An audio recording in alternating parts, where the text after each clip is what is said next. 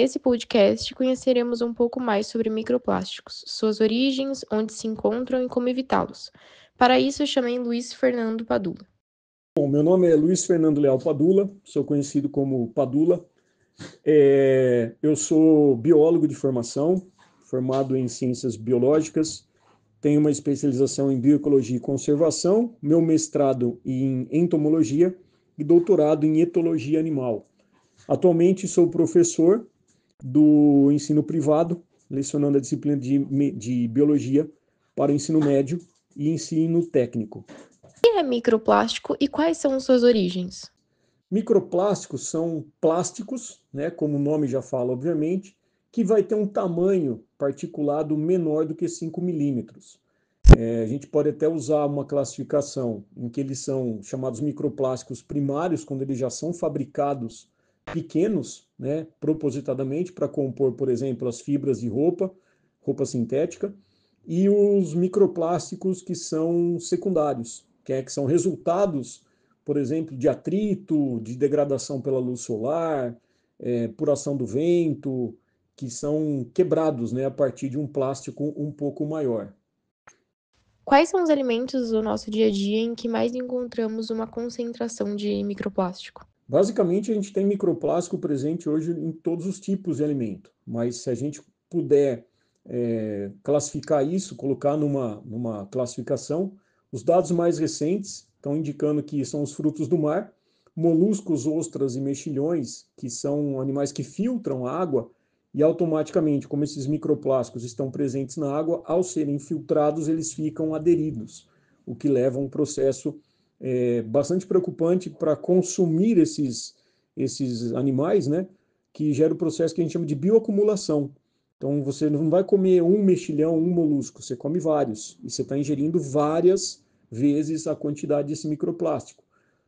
O sal marinho, né, o sal quando ele não é refinado também já foi encontrado microplástico.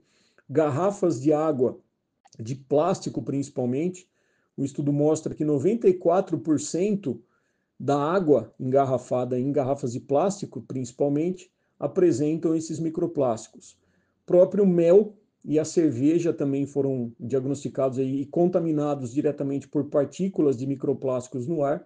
E, obviamente, os alimentos que são embalados em plástico, onde esse próprio plástico acaba migrando para o alimento que está embalado. Como que a gente faz para identificar o microplástico nos alimentos, se é que tem como? Existem várias técnicas, uma delas chamada espectroscopia, nome esquisito, né? Que identifica a presença do plástico através dos alimentos, né? Através de toda uma maquinaria que vai registrar como se fosse uma assinatura química dessas moléculas plásticas. Uma outra técnica chamada de microscopia, que a gente utiliza o processo de filtração e visualização direto, né, no microscópio da presença desses microplásticos, e técnicas mais elaboradas para você ver isso presente na matéria orgânica, num alimento, por exemplo, que é a utilização de enzimas, em que você dissolve essa matéria orgânica e acaba isolando esse material plástico. Essas 3 técnicas principais. Existe alguma regulamentação quanto aos cuidados para não haver microplástico nos alimentos? A regulamentação para microplásticos em alimentos, no Brasil, é uma discussão recente, né? A Agência Nacional de Vigilância Sanitária ainda não elaborou uma legislação específica.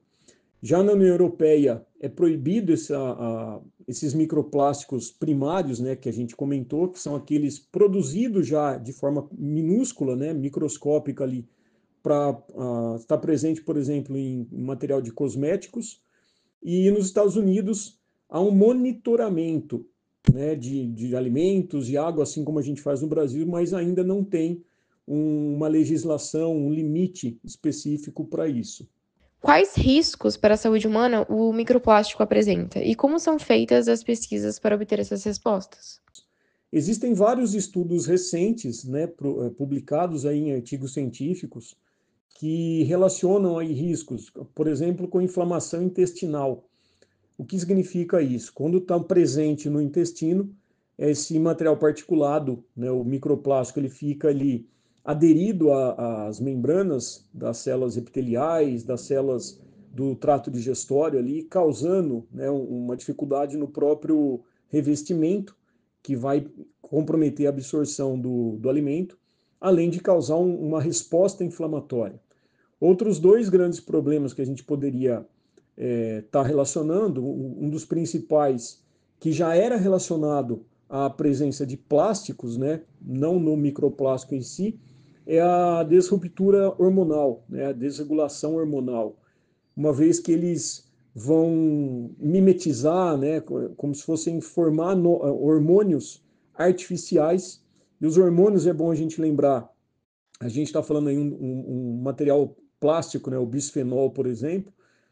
Os hormônios eles são produzidos em pequena quantidade pelo corpo humano. E aí, quando você está ingerindo isso de forma artificial, isso daí gera um comprometimento do próprio funcionamento, né? O que desregula todas as funções endócrinas, aí, inclusive funções reprodutoras. Um outro assunto que direto é relacionado ao acúmulo no fígado e nos rins. Então, os animais que foram diagnosticados mostraram isso, e os estudos mais recentes identificaram, tanto na placenta, né, no material ali que a mãe passaria para o bebê, quanto no cérebro humano, né? Inclusive em células testiculares também já foi diagnosticado microplástico. Então, a gente percebe que existem as evidências, né, os fatos estão aí, a materialidade da presença do microplástico ela está comprovada, só que como ele é um problema recente, os estudos a longo prazo vão mostrar tudo isso daí. E isso se dá à questão de como é estudado, né? Você pode cultivar células humanas, você expõe essas células em laboratório, né? Cultivo in vitro, que a gente chama. Uma técnica que eu particularmente não gosto, porque envolve aí experimentação animal, que é estudar diretamente, né, através da inoculação e da administração desses microplásticos em ratos e peixes, né, as chamadas cobaias de laboratório, e a própria análise, né, como nós citamos aí, dos tecidos humanos, né, mostrando ali a presença no sangue humano, mostrando a presença nos testículos, na placenta, no cérebro humano. Então, obviamente que isso é feito principalmente quando a pessoa morre, né, quando ela vem a óbito, quando você vai fazer uma análise cerebral, por exemplo. Em outras, você consegue, né, a coleta de sangue permite a identificação da presença desses microplásticos. Porém, os resultados e o dano que isso vai causar ainda é uma incógnita bastante preocupante. Quando que o microplástico passa a ser um tema de ênfase nas pesquisas sobre a saúde humana?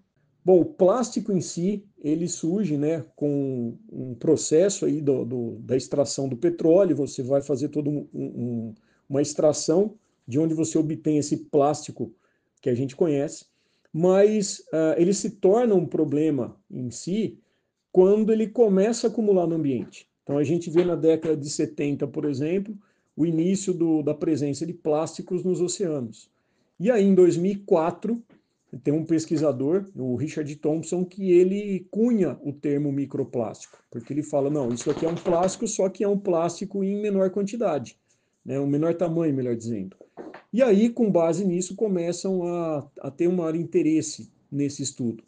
Em 2010, entre 2010 e 2020, né, no início da década dos anos 2000, as duas primeiras décadas, começaram a analisar isso e perceberam que o microplástico estava presente em toda a teia alimentar. E aí, obviamente, o foco no impacto na saúde humana tem uma maior repercussão já nos anos mais recentes, 2023 e 2024, né, que começam a ver o que isso está causando, não apenas para outros animais, mas para o animal humano. A reciclagem ajuda, em alguma maneira, a gerar menos microplástico? Por exemplo, qual a diferença do futuro de um canudo de plástico jogado na reciclagem e de um canudo não jogado na reciclagem, por exemplo? De certo modo, sim. Né? A gente, ao reciclar, você está evitando o consumo de novas matérias-primas, principalmente a base do petróleo, né? Desse plástico que é feito de forma tradicional. Mas mesmo assim, esse plástico, ainda mais se é um plástico que tem um tempo de vida mais restrito, ele acaba liberando novos fragmentos. Então, você reduz por não estar produzindo mais, mas ao mesmo tempo esse plástico continua, né, liberando. É uma coisa que não é a grande solução, ela reduz, né, como a gente comentou, mas o principal seria a gente está reduzindo o consumo de material plástico, a própria produção. Até porque, ainda mais se esse material não for reciclado, ele vai acumulando no ambiente, ele vira o chamado lixo, né? E automaticamente, durante décadas, dependendo do plástico, até séculos ali, ele vai ficar no ambiente, perpetuar e vai estar liberando cada vez mais esse material antes da sua decomposição total. Como que o acúmulo de microplástico acontece no corpo humano? E existe algum órgão em específico onde ocorre esse maior acúmulo?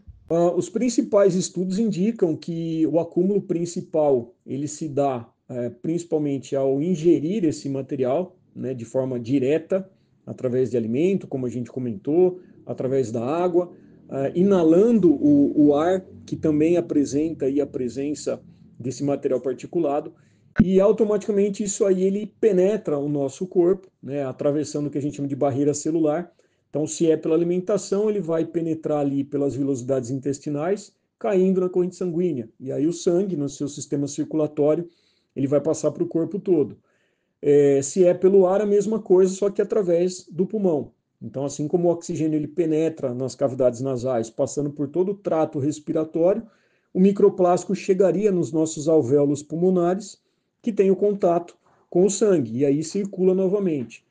E as regiões que mais acumulam, segundo os estudos mais recentes, falam que intestino, né, 90% dele acaba conseguindo eliminar através das fezes, por exemplo, mas alguns, material particulado em si, ele consegue penetrar a corrente sanguínea.